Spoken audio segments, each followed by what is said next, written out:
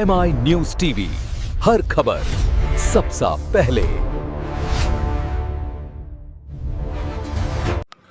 চৈত্র মাসের দ্বিতীয় সোমবার জলেশ্বর শিব মন্দিরে বাবাকে জল থেকে তোলা হয়।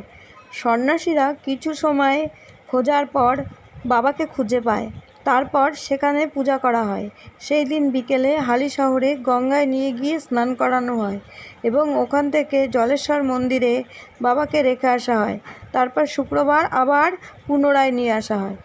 এরপর 28শে চৈত্র নীল পুজোর দিন বাবাকে জলেশ্বর মন্দিরে পূজা করা হয়।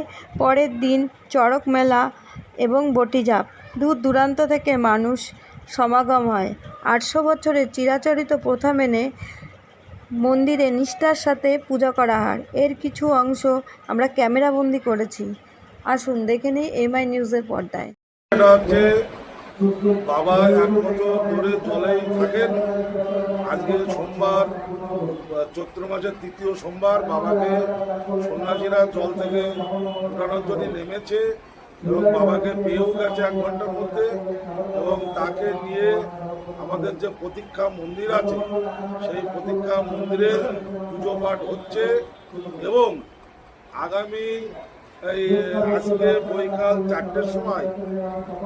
4টের সময় সন্ন্যাসীরা নিয়ে হালিশহরে যাবেন। পায়ে হেঁটে সেখানে বাবাকে হালিশহরের ঘাটে, রামপ্রসাদের ঘাটে স্নান করিয়ে তারপরে ওখানে জলেশ্বর বাবার একটা মন্দির আছে ছোট করে, সেই মন্দিরে বাবাকে আগামীকাল দুপুরবেলা পুজো এবং তার ভোগ হবে। সেখান থেকে পায়ে হেঁটে আবার কিছু ভক্তদের বাড়িতে বাবা পূজিত হবেন। ওখান থেকে চলে আসবে বাবা আগামী শুক্রবারের দিন আমাদের জলেশ্বর শিব মন্দিরে সন্ধ্যা 7টার সময়। এটাকে আজকে আমাদের যে 2026-এর চড়ক মেলা, সেই চড়ক মেলার আজকে মূলত সূচনা। এই সূচনা কেন্দ্রে আজকে যে লোক, যে ভক্ত এখানে এসছে, কমের পক্ষে দেখা যাচ্ছে 30 থেকে 40,000 ভক্ত আজকে মন্দির প্রাঙ্গণে দাঁড়িয়েছে। এবং পুকুরটার, আমাদের যে বাবা শিব পুকুরের যে পুকুর, চতুর্দিক থেকে সেই ভক্তরা দাঁড়িয়েছিল। এবং আগামী 28শে ফেব্রুয়ারি আমাদের ঘাটসন্ধ্যা, 28শে চৈত্র সেদিনকে রবিবার, সেদিনকে আমাদের সন্ন্যাসীদের ঘাট সন্ন্যাসের স্নান হবে বাবার পুকুরে। এবং 29শে চৈত্র সোমবার ওদিকে হচ্ছে আমাদের নীল পূজা। সারা রাত্র ব্যাপী মন্দিরে লক্ষ লক্ষ মানুষের ঢল নামবে এবং লক্ষ লক্ষ মানুষের ভক্ত নীল পুজোর দিন থাকবে। এবং সবাই বাবার মাথায় নীল পুজোর দিন আমাদের যে গাজনে স্নান করানো হয়, সেই স্নান করানো হবে। তারপরে মন্দিরে বাবার নীল পুজোর সরঞ্জাম বা সে মতনভাবে করা হবে। এবং নীল পুজো শেষ হতে পরের দিন আমাদের 30শে চৈত্র, সেদিন হচ্ছে মঙ্গলবার, ওদিন আমাদের বিশেষ অনুষ্ঠান বাবার এখানে হয়, সেটা হচ্ছে বটিজাপ। সেই বটিজাপকে কেন্দ্র করে চড়ক মেলা, বিশেষ করে বিশেষ মাহাত্ম্য যেটা আমাদের বটিজাপ, এটা একটা দেখার একটা বিষয়।